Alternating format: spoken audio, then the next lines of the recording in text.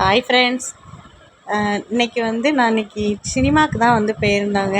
கிட்டத்தட்ட சினிமா போயே 7-8 வருஷம் கூடயே இருக்கும்.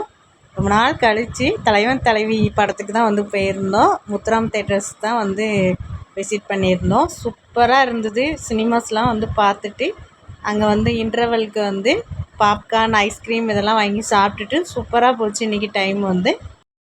எனக்கு என்னவோ இந்த படம் ரொம்ப ரொம்ப பிடிச்சிருந்துச்சுங்க. அந்த 2.5 மணி நேரம் அப்படிங்கிறது போனதே தெரியல.